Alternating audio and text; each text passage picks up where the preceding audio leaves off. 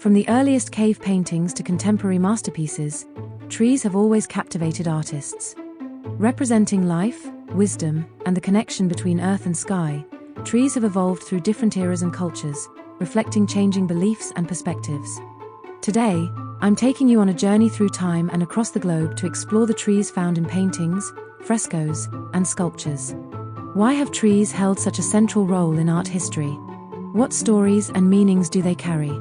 And how have artists reimagined this timeless symbol over the centuries? Let's dive into this captivating story, where each era reveals a new side of trees in art.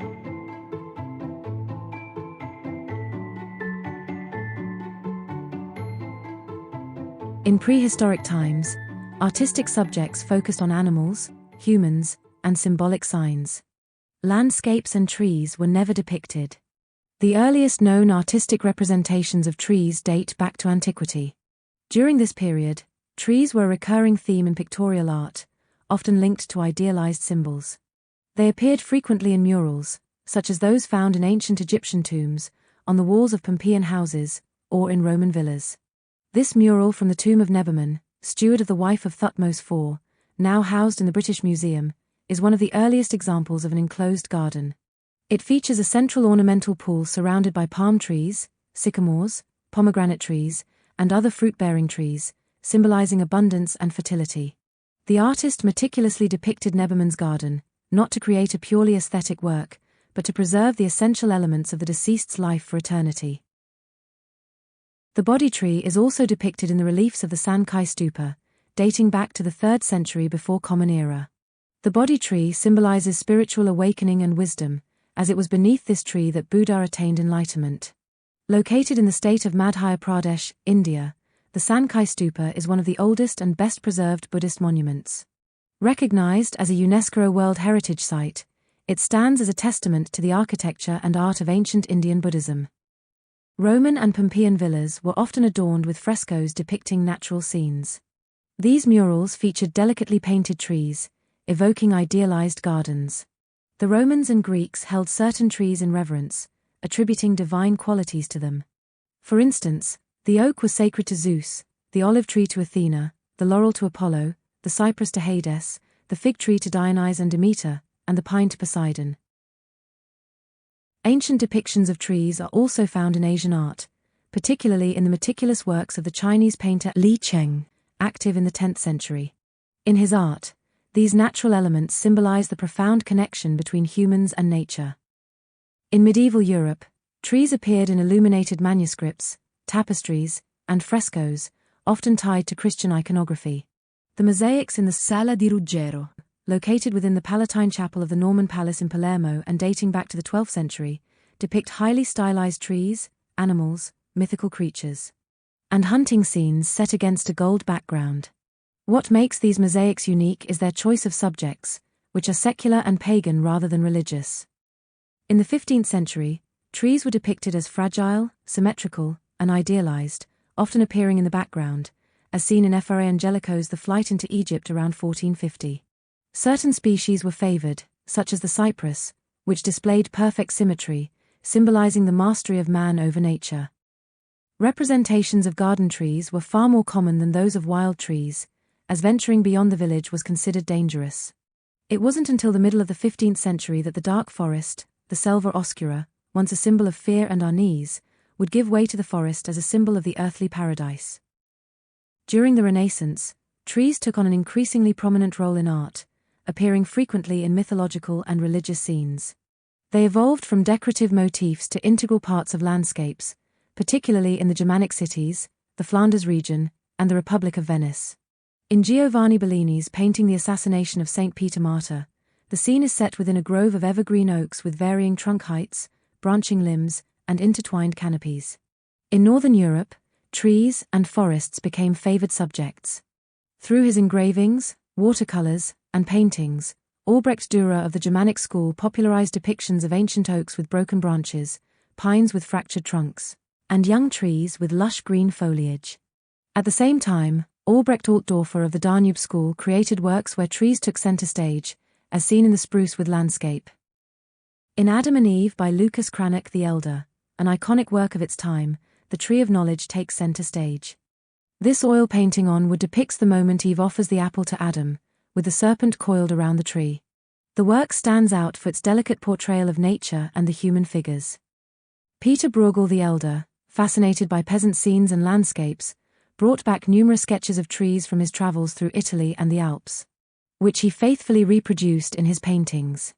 In his snowy landscape paintings, he often included the bare skeletons of leafless trees. Thanks to his meticulous observation, Bruegel is often considered a precursor to the pre-impressionists, painting on location while carefully studying nature. The 17th century marked the rise of landscape painting, particularly in Italy, where this genre, once considered secondary to historical or mythological scenes, gained prominence and became a central element of artistic compositions. Artists such as Claude Lorrain crafted idealized depictions of the Mediterranean landscape, featuring umbrella pines, oaks, and palm trees, species that were, in fact, absent from the Roman countryside at the time. This vision became a model, widely disseminated across Europe through engravings, even influencing the actual design of Italian parks and gardens. In Pastoral Landscape, Claude Lorrain takes the idealization of nature to its peak. The majestic presence and towering size of the trees symbolize a perfect harmony between humanity and nature, while the golden light creates a serene, timeless atmosphere. Meanwhile, in the Dutch Republic, painters remained faithful to nature, roaming the countryside to sketch real trees, which they later reproduced in their studios. Among them was Roland Savary, who created numerous outdoor studies of forest landscapes, focusing on specific details such as stumps, fallen trees, or exposed roots. Influenced throughout his life by the late Mannerist style of the Prague court, Savary, in his painting Orpheus charming the animals, depicted a fantastical, almost eccentric landscape where light and shadow effects were highly deliberate. Widely regarded as the most renowned landscape painter of the Dutch Golden Age, Jacob van Ruisdael offered a more realistic and striking vision of trees in works like the Great Oak. The imposing oak he portrays rises with raw, almost menacing power against a dramatic sky. Here, the tree is not merely a symbol of nature but serves as a central and commanding element of the composition. A few decades later, The Swing by Fragonard, also known as The Happy Accidents of the Swing, immerses us in a lush green park. A young woman, joyfully swinging, playfully kicks off her shoe toward her lover, the Baron, who, overwhelmed, collapses among the flowers. To the right, the unsuspecting husband pushes the swing, smiling, oblivious to his wife's playful affair with another man. The luxuriant vegetation and interplay of light enhance the intimate and libertine atmosphere, embodying the frivolity and desire that define the Rococo style. The Bathing Pool by Hubert Robert, painted between 1777 and 1780, depicts a ruined temple inspired by ancient architecture, adorned with statues and contemporary bathers, blending past and present. Commissioned for the bathroom of the Château de Bagatelle, this painting reflects the artist's fascination with Italian landscapes and aquatic scenes. In 1816, the Grand Prix de Rome for landscape painting was established, introducing the tree as a key motif, followed in 1817 by the tree competition organized by the jury. Between 1830 and 1860, the tree became a central and essential figure in the works of painters. The White Horse by John Constable, completed in 1819, is the first of his renowned six-footers, a series of large-scale landscapes depicting scenes along the River Stour, showcasing his deep connection to the English countryside. The painting, which portrays a draft horse crossing the river at Flatford, reflects Constable's meticulous attention to detail and his profound passion for the rural landscapes of his native Suffolk. At the same time, in Japanese art, Utagawa Hiroshige poetically and symbolically portrays the tree in his work Sakura.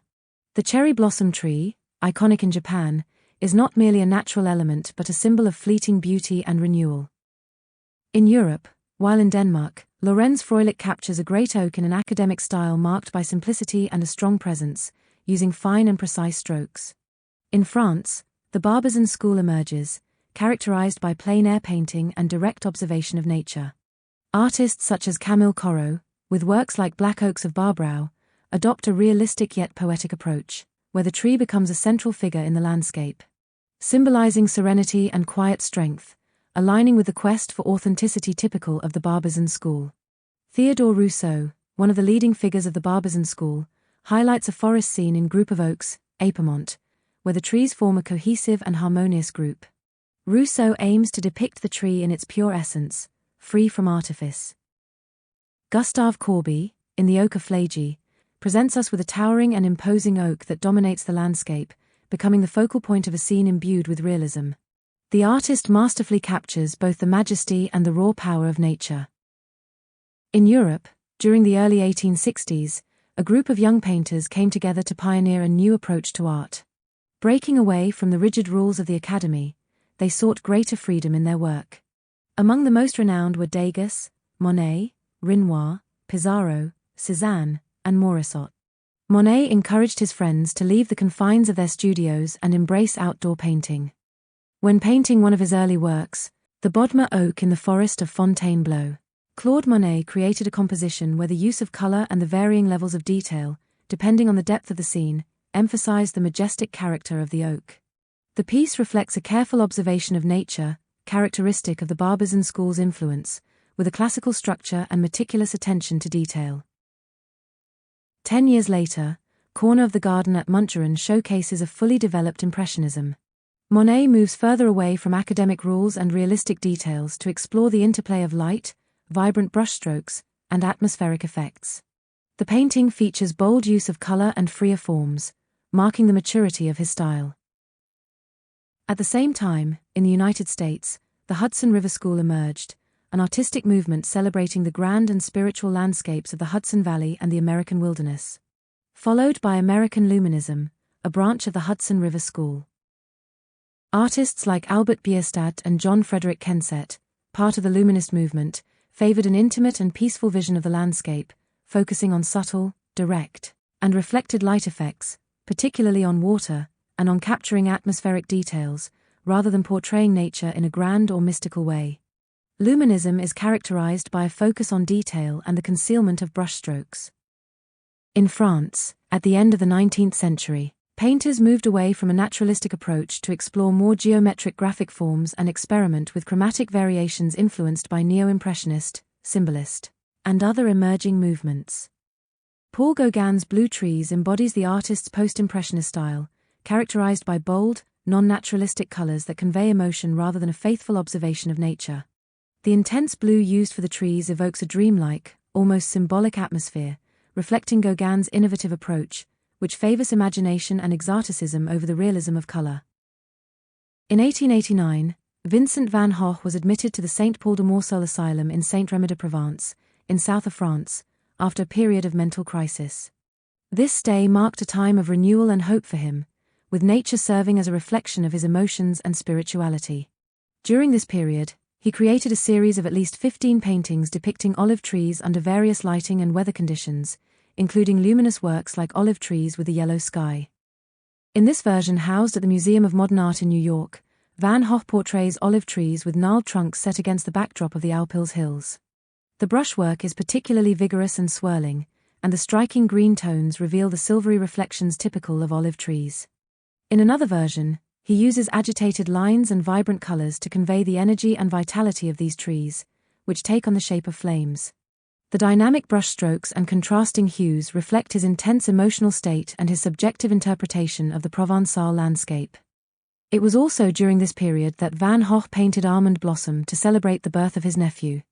This work captures the fragility and renewal of life through delicate branches set against an azure sky, creating a serene and luminous composition. This painting contrasts with another, painted during the same period, The Cypresses, where the artist's brushwork is more energetic and swirling. The cypress, shaped like a flame, appears in a very similar form in one of the artist's most famous works, Starry Night, also painted that same year. During the same period, in Russia, highly talented landscape painters were creating works of striking realism. A Morning in a Pine Forest, painted in 1889, is a collaboration between Russian artists Ivan Shishkin, who executed the forest landscape, and Konstantin Savitsky, who added the bear cubs playing on a fallen tree. However, the collector Pavel Trechikov removed Savitsky's signature, attributing the painting solely to Shishkin.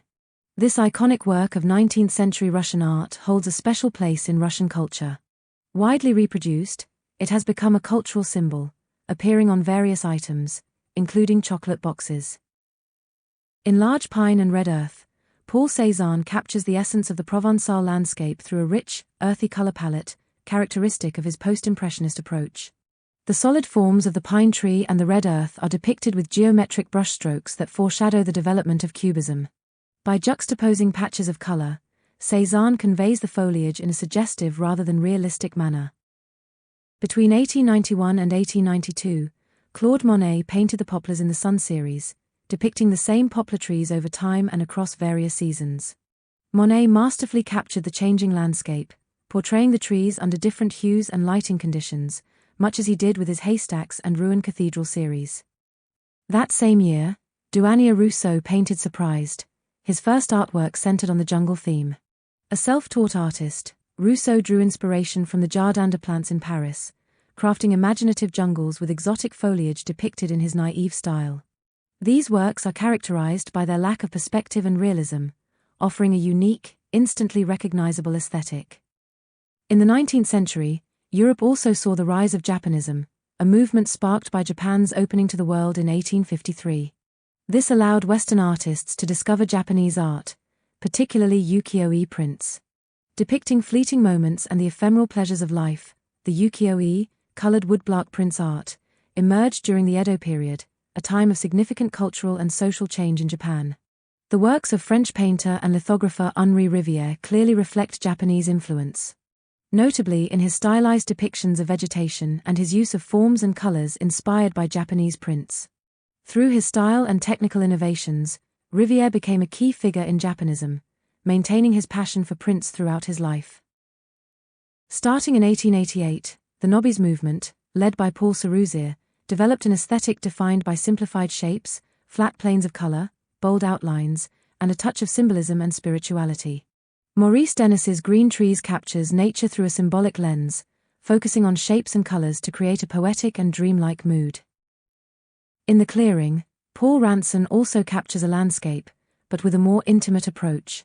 Light and shadow blend seamlessly to create a serene yet mysterious scene. The use of light separates the planes, with the foreground in shadow and the background bathed in light. At the turn of the century, a shift toward abstraction began, heralding the start of the 20th century. The genre of landscapes and trees became less prominent, and painting in plein air lost its appeal, with artists retreating to their studios.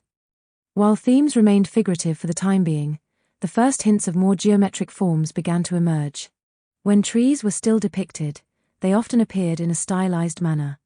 This is evident in Piet Mondrian's St. Jacob's Church, which reflects the artist's pre-abstract phase, where he still explored figurative themes with a naturalistic approach. The composition emphasizes the imposing architecture of the church, enhanced by subtle interplay of light and shadow. Meanwhile, the trees in the foreground add an organic touch, framing the scene harmoniously. In this work, one can glimpse Mondrian's budding interest in geometric order, particularly in the way he structures space. In the early 1900s, Gustav Klimt painted several works depicting forest landscapes, reflecting his deep exploration of nature and its organic forms. This focus on trees and vegetation was part of Klimt's broader fascination with the natural world and its textures. In Fir Forest, Klimt delves into the textural richness of trees, portraying firs with almost stylized forms. The repetition of the motif, punctuated by vibrant dabs of color, creates a dense and mysterious atmosphere where light barely seeps through. In Beech Grove 1, Klimt captures light filtering through the leaves, emphasizing the forest's sensuality and depth while incorporating the decorative motifs characteristic of his style. Birch Forest presents a natural landscape where the white trunks of birch trees stand out against the vibrant green vegetation and earthy browns of the forest floor. The painting reveals Klimt's meticulous attention to detail and his ability to elevate nature through his decorative aesthetic. In The Snake Charmer, the vegetation is dense and exotic, featuring lush trees and plants that create the atmosphere of a mysterious tropical jungle. The trees are depicted in a naive style, marked by simplified compositions, basic shapes, and vibrant use of color. Landscape with a Tree by Pablo Picasso is a standout work from the early stages of his Cubist period. The painting portrays a stylized tree, fragmented into multiple perspectives and geometric facets, breaking away from traditional landscape depictions. This piece reflects Picasso's experimentation with simplified forms and volumes, paving the way for the deeper Cubist explorations he would later undertake with George Braque. The following year, Piet Mondrian's The Red Tree presents an entirely different approach, with a minimalist and geometric style. Straight lines and angular forms simplify the tree, making it almost abstract. The bold use of vivid colors, particularly red, imbues the tree with a sense of dynamic energy. Gustav Klimt's Tree of Life, the central detail of a sketch for the Stocklet Palace fresco, was created between 1905 and 1909 during a period when the artist delved into themes of metaphysics, life, and death, while incorporating the decorative and symbolic elements characteristic of the Vienna Secession. This piece is a hallmark of Klimt's golden period. The tree, adorned with intricate geometric patterns and repeating spirals, serves as a central symbol. It represents life, growth, and the connection between earthly existence and the divine. The golden hues and ornamental details heighten the tree's spiritual significance, emphasizing its profound and transcendent meaning. In 1909, Paul Signac offered a vibrant take on the tree with the pine tree at Saint-Tropez. This work exemplifies the pointillist movement, which sought to capture natural light and color through small, juxtaposed strokes of paint. The scene is dominated by a majestic pine tree, standing in striking contrast to the luminous sky and tranquil sea, hallmarks of the Côte d'Azur. The tree's shadow, painted in cool blues, contrasts beautifully with the warm, golden tones of the sunlit ground. Signac's use of vibrant, juxtaposed colors brings the tree's texture and form to life, creating a dynamic and radiant atmosphere. In the Park, painted in 1910, Gustav Klimt delves into nature and landscapes through the decorative and symbolic elements characteristic of his late period. Using an aerial perspective, Klimt portrays the park from above, lending the composition a sense of depth and fluidity. The dense foliage, depicted with a myriad of colorful, textured brushstrokes, dominates the canvas, leaving only the tree trunks visible in the lower left corner. Klimt also immortalized Kammer Castle, located on Austria's Attersee, in several works viewed from different angles. In this painting, he captures the long avenue of trees leading to the castle entrance. The two rows of trees are arranged in a receding perspective and low angle, drawing the viewer's gaze into the background and creating an unusual sense of depth for Klimt. Unlike his typically dense and flat compositions, this work stands out for its spatial openness. The foliage covers much of the canvas, creating an enveloping atmosphere, with shaded areas painted in cool blue tones and sunlit sections glowing with a soft, vibrant green. Piet Mondrian painted the Grey Tree in 1911, during a transitional phase as he moved away from representational art to explore more abstract forms. In this work, he depicts a tree in a stylized manner, using clean lines and geometric shapes that hint at his shift toward abstraction. While the tree remains identifiable, its deconstructed form suggests a conceptual reinterpretation of nature. The Yellow Log by Edvard Munch, painted in 1911, features a fallen tree trunk, a theme the Norwegian artist would revisit in The Lumberjack a year later. This work reflects Munch's fascination with nature and the human relationship to the environment. The log is rendered expressively, with exaggerated perspective adding depth to the composition, while vibrant colors, especially the striking yellow, emphasize the symbolic resonance of the subject. In the United States, Edgar Payne, influenced by French Impressionism, developed a distinctive style marked by dynamic and expressive brushstrokes. Painting in plein air, he aimed to capture the light and vastness of the landscapes he passionately explored. In Sycamore in Autumn, Orange County Park, golden light filters through the foliage, creating a warm and evocative atmosphere. Victor Higgins was an American painter celebrated for his landscapes of the American Southwest, particularly New Mexico. His work House on the Hill exemplifies his unique style, characterized by vivid colors and a keen focus on light and shadow. The painting portrays a house perched on a hill, framed by mountains in the background, a hallmark of his Taos-inspired scenes. Influenced by the American Modernist movement, Higgins incorporated elements of this style while maintaining a realistic approach to his subjects. Leon Spiliot's Landscape with a Tree exemplifies his signature style, blending symbolist and expressionist elements to evoke a sense of mystery and introspection. The solitary tree, set against a minimalist background, reflects Spiliot's fascination with isolation and the metaphysical aspects of nature. His use of muted tones and stark contrasts enhances the painting's contemplative atmosphere, inviting viewers to explore the deeper emotional and psychological layers embedded within the landscape. The Forest by Max Ernst is an iconic surrealist work that reflects his fascination with mysterious and dreamlike forest landscapes. Ernst employs the scratching technique, which he developed, to create rich textures and abstract forms that suggest a dense, enigmatic forest. This method involves layering paint on the canvas and then scraping it away to reveal underlying patterns, giving the work a unique depth and visual complexity. Forests, a recurring motif in Ernst's art, often symbolize the unconscious and the hidden mysteries of the human mind. In France, Séraphine de Senlis was deeply inspired by the plant world, which she celebrated in vibrant and colorful compositions. In Red Tree, the dynamic tension between the tilted trunk on the right and the expansive foliage creates a striking visual discord. The Olive Tree by Edouard Pinion, created in 1948, reveals a strong Cubist influence while drawing inspiration from the Mediterranean landscape. The painting, sitting at the crossroads of cubism and abstraction, uses geometric forms and earthy tones to depict a commanding olive tree. Henri Matisse, renowned for his innovative use of form and color, created a lithograph in 1951 titled The Plane Tree, also known as The Bush, showcasing his mastery of drawing and composition.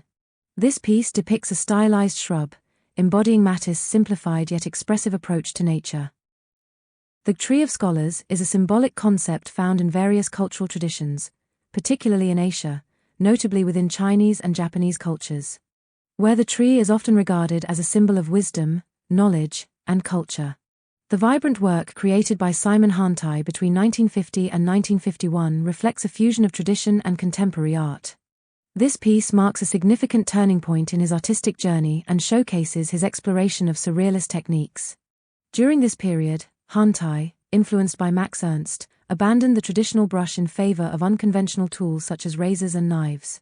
He applied layers of paint, which he then scratched, wiped, poured, or splattered.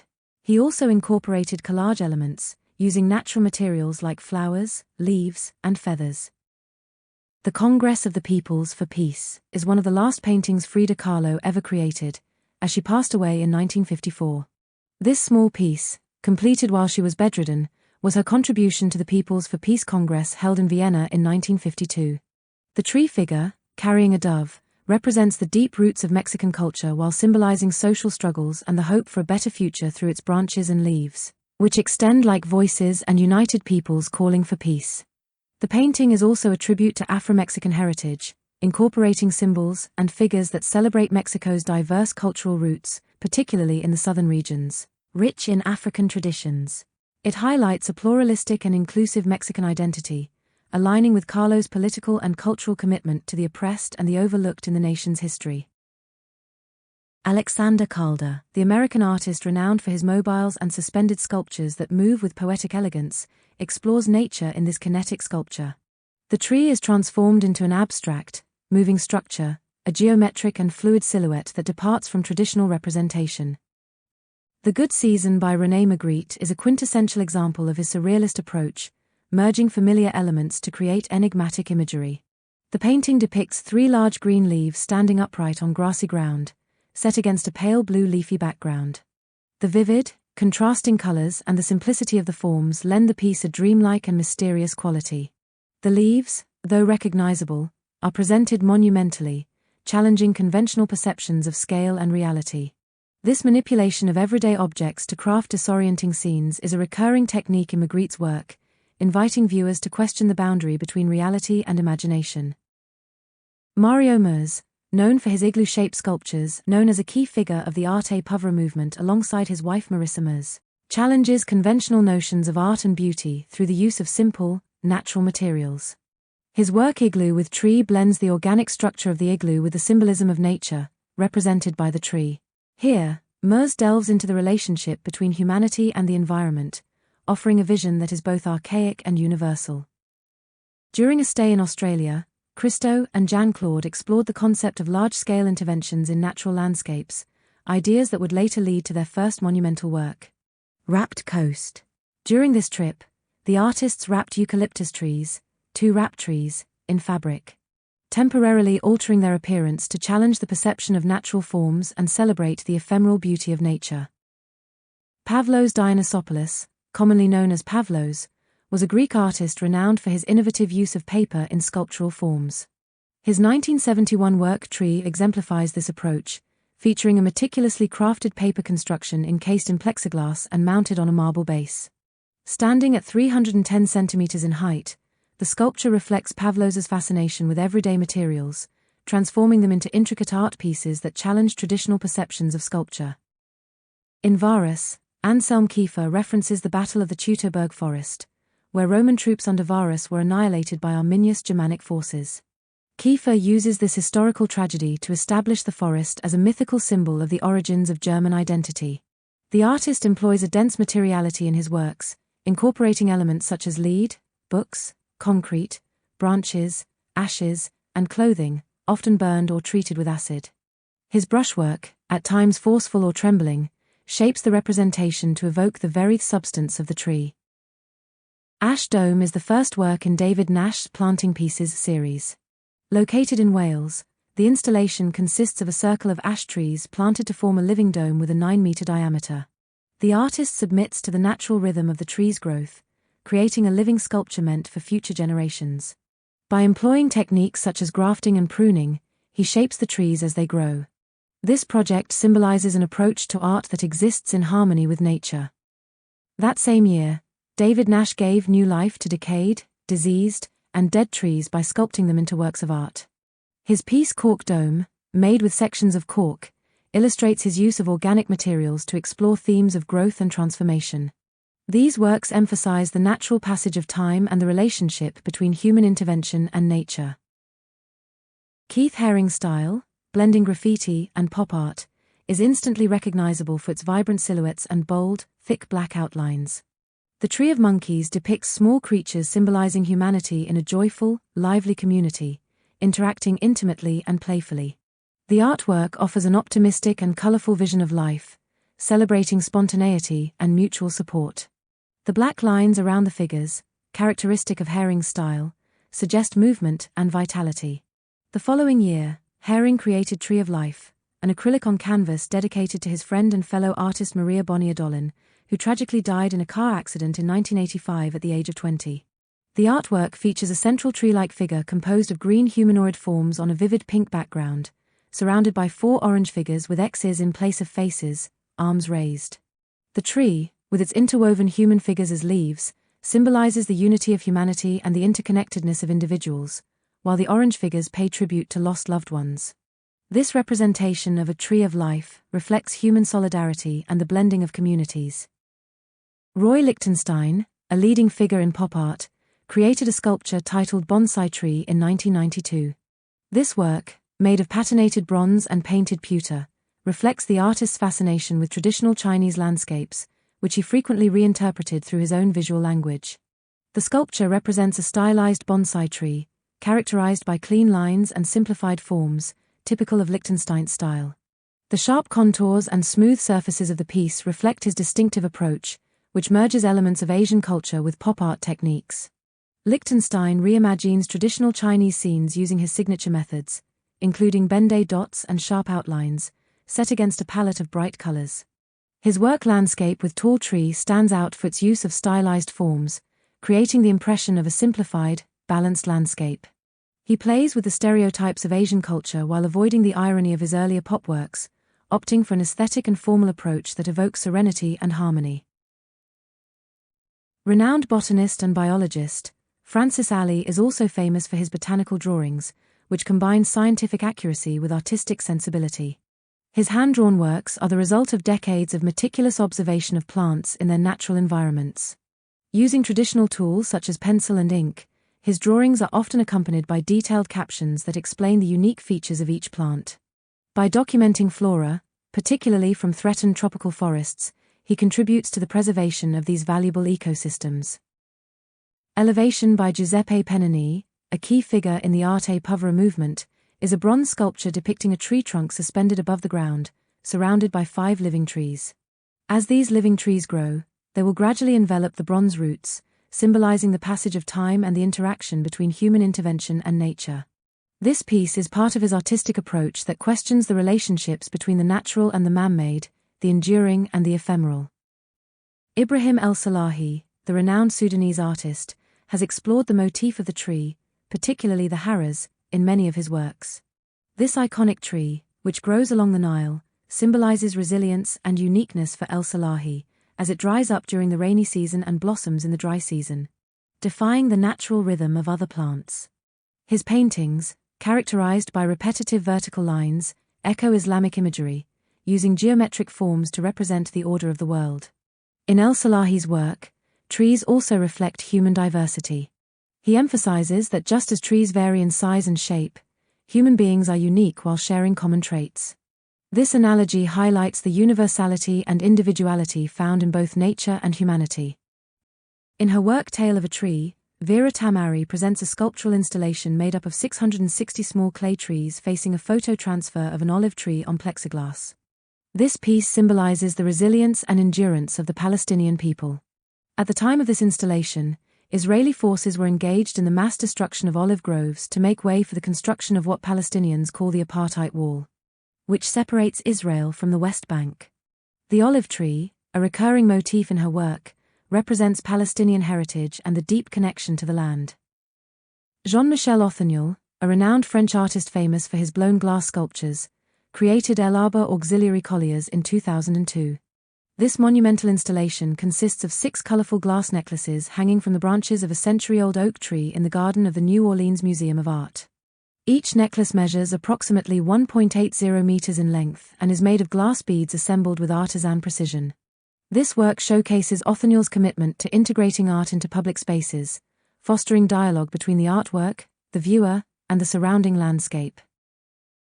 David Hockney, the renowned British artist, is particularly famous for his monumental works composed of multiple canvases.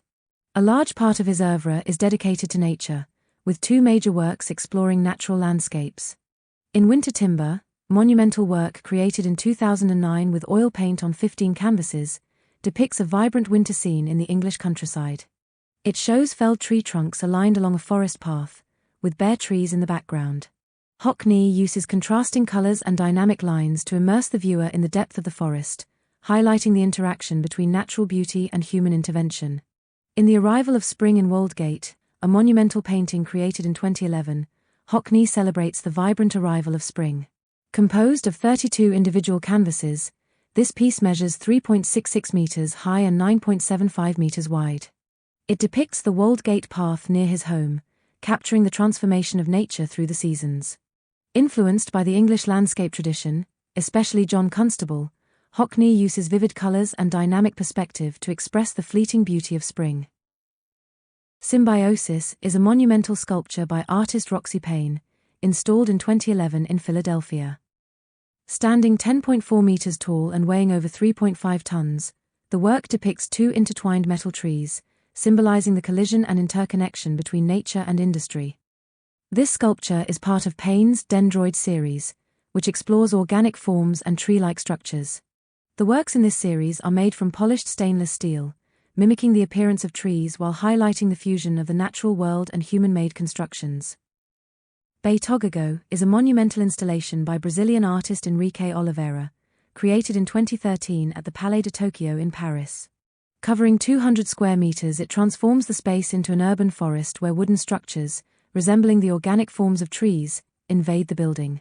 Using plywood salvaged from São Paulo, the work creates an immersive atmosphere with realistic textures of bark and roots. Inspired by the Brazilian myth of Beitogago, it symbolizes the collision between nature and urban architecture, addressing themes of growth, transformation, and interconnection. Treeth by Ai Weiwei, presented in 2015, is a monumental installation made up of pieces of tree trunks assembled to create an organic form. The elements of the work come from ancient trees in southern China, some of which are over a century old. The artist meticulously arranged these pieces to create the illusion of a giant tree, inviting viewers to reflect on nature, destruction, and reconstruction. The work explores themes of memory, the destruction of natural resources, and the relationship between humans and their environment. Mr. Painting is a monumental sculpture created by Ai Weiwei in 2019, showcased during the Roots exhibition at the Lee's Sun Gallery in London. This cast bronze sculpture is molded from the roots of giant trees from Brazil. The work is part of a series in which Ai Weiwei delves into themes such as memory, the destruction of natural resources, and the connection between humans and their environment. By using natural materials and transforming them, the artist invites reflection on humanity's impact on nature and culture. Lee Gil-rae is a renowned South Korean artist known for his metal sculptures of trees, particularly pines, created through copper welding.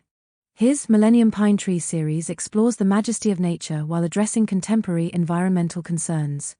This monumental work is crafted through copper welding. It depicts a majestic pine, symbolizing the longevity and resilience of nature. Ghost Forest is a monumental installation by artist and architect Maya Lin, inaugurated in 2021 at Madison Square Park, New York. It consists of 49 Atlantic white cedars, symbolizing the devastation of forests due to climate change. The work aims to raise public awareness about biodiversity loss and current environmental impacts. The dead and stripped trees are arranged in a circle, creating a poignant and contemplative atmosphere. In 2022, Maya Lin presented Ghost Forest Baseline at the Pace Gallery in New York. This series of 50 tree sections, derived from the original installation, explores the variations and impacts of climate change on forests. Through these works, Maya Lin invites deep reflection on the relationship between humanity and nature, emphasizing the urgency of preserving our ecosystems in the face of contemporary environmental challenges. Tree of Life is a monumental installation created by Portuguese artist Joana Vasconcelos in 2023, presented at the Saint Chapel of Vincennes, Paris. This work, standing 13 meters tall, consists of over 100,000 hand-crocheted cotton leaves, illuminated by LEDs. Inspired by the Greek myth of Daphne, who transforms into a laurel tree to escape Apollo, the installation symbolizes resilience and transformation, also carrying a feminist message. Trees have always fascinated artists, both for their majesty, symbolism, and their connection between earth and sky. Represented through the centuries, they have evolved, shifting from simple decorative elements to central subjects. Today, the tree remains a central theme, reflecting our relationship with the environment and our growing awareness of ecological issues, while continuing to inspire endless artistic explorations.